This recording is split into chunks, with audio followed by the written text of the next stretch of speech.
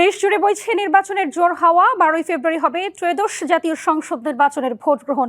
ইনি কি ভাবছেন সাধারণ মানুষ থেকে শুরু করে আগামীর জনপ্রতিনিধিরা, সে কথাই জানাতে ডিবিসি নিউজের ইলেকশন এক্সপ্রেস ছুটে যাচ্ছে সব সংসদীয় আসনে। এখন রয়েছে সংসদীয় আসন 272 নোয়াখালী 5-এ। ইলেকশন এক্সপ্রেস আছে নোয়াখালী জেলায়। এই মুহূর্তে আমাদের সাথে অতিথি হিসেবে যুক্ত আছেন নোয়াখালী 5 আসনে বিএনপি মনোনীত প্রার্থী মোহাম্মদ ফখরুল ইসলাম। আমরা তার সাথে কথা বলবো। আমাদের অনুষ্ঠানে আপনাকে স্বাগত জানাচ্ছি। আপনি এই আসনে নির্বাচন করছেন, সাধারণ মানুষের সাড়া কেমন পাচ্ছেন এবং নির্বাচনের লেভেল প্লেইং ফিল্ড আছে কিনা? প্রথম প্রশ্ন যে সাধারণ মানুষের সাড়া কেমন, আপনি বুঝতে পারছেন এটা আমার এলাকার একটা ইউনিয়নের একটা ওয়ার্ডের মিটিং আজকে।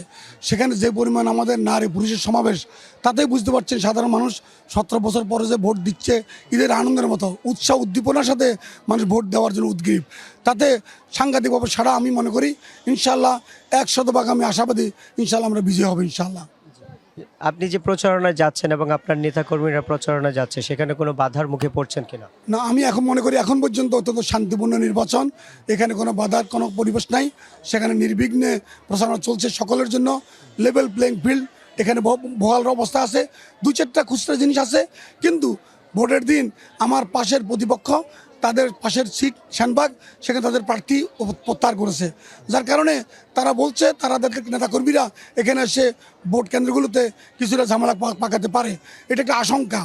আপনি যদি বিজয়ী হন, মানুষ আপনাকে এই আসনে এমপি হিসেবে সংসদে পাঠায়, তাহলে আপনি মানুষের জন্য কি করবেন? মাস্টার প্ল্যানটা আমাদের প্রথমত হচ্ছে আমার এটা চরাঞ্চল, উপকূল অঞ্চল, এখানে নদীর পাড়ের লোকেরা গত বছর এখানে ক্লোজার ভেঙে দেওয়ার কারণে শত শত বাড়িঘর ভাঙ্গনের মুখে অনেক বাড়িঘর উচ্ছেদ হয়ে গেছে।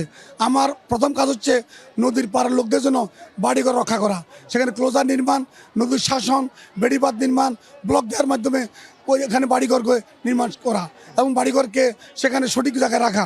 দ্বিতীয়ত হচ্ছে গত বছর 3 মাসের অধিক কাল এই অঞ্চল পানির নিচে ছিল, এখানে খাল খনন, নদী খননের মাধ্যমে এখানকে বন্যা মুক্ত করা মানুষকে। এরপরে এলাকার চর এলাকা গরিব লোকজন, হাজার হাজার মানুষ বেকার, লোকদের চাকরির ব্যবস্থা করা।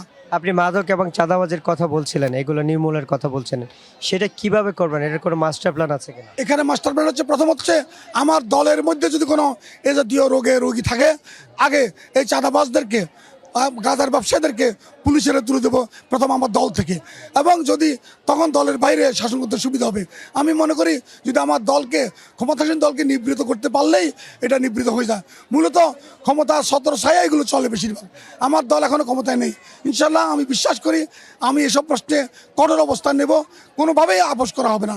আপনার এলাকা অনেকটা দুর্গম এবং নারীরা অনেকটা পিছিয়ে আছে পড়াশোনায়, চাকরিতে, তাদের জন্য বিশেষ কিছু করবেন কি? ইনশাল্লাহ কারিগরি প্রত্যেক স্কুল, কলেজ, মাদ্রাসায় কারিগরি শিক্ষা এবং ভাষা শিক্ষা কম্পালসারি করে আমার আন্তর্জাতিক বিশ্বের চাকরি উপযোগী, বিদেশে এবং দেশের চাকরি উপযোগী পরিবেশ তৈরি করব।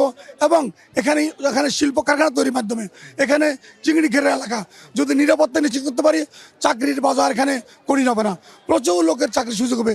আমি নিজের ব্যবসায়ী, শিল্প কারখানা তৈরির মাধ্যমে এবং বিদেশে চাকরি দেওয়ার মাধ্যমে ইনশাল্লাহ আমি এখানে বেকারত্ব দূর করবো ইনশাল্লাহ। আমার সবচেয়ে প্রশ্ন, আপনি যদি একটু ছোট করে বলেন, ভোটের দিনে তো সময় গণিয়ে আসছে, এই ভোটের দিন এবং এই যে কয়দিন আছে, এই কয়দিনের জন্য আপনার নেতাকর্মী এবং কর্মীদের প্রতি আপনার বার্তাটা কি?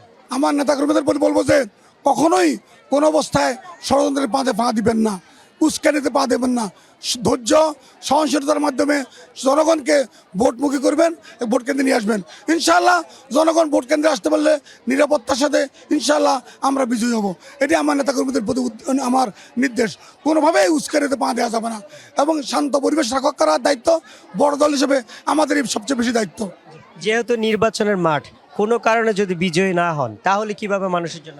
জয় পরাজয় আল্লাহরই তৈরি, এখানে মানুষ যাকে ভোট দিবে সে বিজয় হবে। এখানে আমরা জনগণের পাশে সারা জীবন ছিলাম, এখনও আছি, ভবিষ্যতে থাকবো ইনশাআল্লাহ। এটাই, থ্যাংক ইউ ভেরি মাচ। আমাদের সাথে যুক্ত হওয়ার জন্য আপনাকে অসংখ্য ধন্যবাদ। CSRM ডিবিসি ইলেকশন এক্সপ্রেস আজ সারাদিন থাকবো এই জেলায় এবং পরবর্তী সংবাদে আমরা নতুন কোনো প্রার্থী নিয়ে আবারও হাজির হব। ততক্ষণ আমাদের